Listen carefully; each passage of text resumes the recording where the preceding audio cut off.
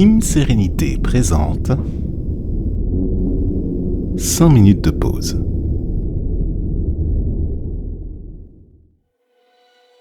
Installe-toi confortablement sur une chaise ou un coussin de méditation. Prends tes aises.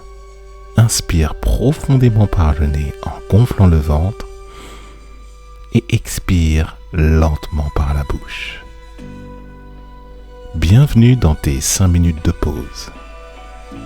Nous allons nous poser la question de comment faire pour apaiser notre ego, se recentrer. Car il est simple, comme cela, une fois que l'on dit la chose, de se calmer, de se recentrer.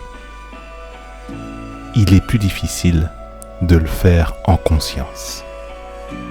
L'ego, c'est l'opposé du soi, l'opposé de sa nature profonde et véritable. Et il se manifeste de deux manières. Soit par une très haute estime de soi-même, soit par une très basse estime de soi-même.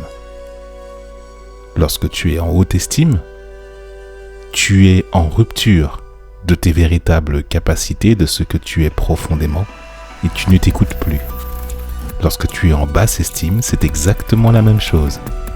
C'est-à-dire que même si tu auras tendance à te traiter plus bas que terre, là aussi, de la même manière que la haute estime, ton ego est mis en avant même ta nature véritable. Ce qu'on appelle le non-soi, le faux self ou toute autre appellation. L'ego se manifeste ainsi. Alors, à ce stade, pour arriver à un chemin vers la sérénité et vers la sagesse, quelle méthode adopter justement pour pouvoir reconnaître cet ego ? Il s'agit de savoir reconnaître quand il se manifeste. Et je t'invite à te connecter à ton corps émotionnel, c'est-à-dire les réactions à une circonstance qui t'est proposée. Des réactions excessives, des réactions désaxées, des réactions loin de ta nature profonde. C'est très simple à identifier. Tu as tendance à vouloir faire des traits d'esprit, à vouloir te faire remarquer beaucoup plus que tu ne devrais, simplement pour attirer l'attention. En fait, tu as un sentiment qui t'est proposé, un sentiment de vouloir simplement te montrer. Ce sentiment correspond à un besoin, celui de manifester beaucoup plus qu'il ne faut ta nature véritable en pareille circonstance.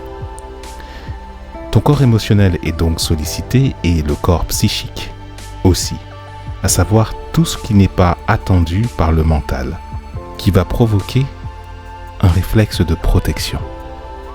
C'est-à-dire que tu vas tenter, justement naturellement, de protéger ce qui est, selon ton expérience, acquis. Ainsi, l'ego se manifeste car un processus mental lui indique, au plus profond de ta conscience, de venir justement à son aide. Corps émotionnel, corps psychique. Alors, comment faire pour pouvoir aller au bout et ainsi reconnaître l'ego pour pouvoir le faire diminuer dans le chemin vers notre sérénité ? C'est très simple. Quand il se manifeste, tu marques la pause, comme ce que tu es en train de faire en ce moment. Ensuite, tu demandes à ton être le niveau de ton estime personnelle, l'estime de toi-même. Est-il ultra positif ou ultra négatif ? Puis, tu lui parles comme à un ami. Tu l'apaises. Tu lui rappelles le pourquoi de tout cela et de ce que tu expérimentes. Ainsi, tu auras comme premier réflexe de revenir à ton axe, car tu chemines.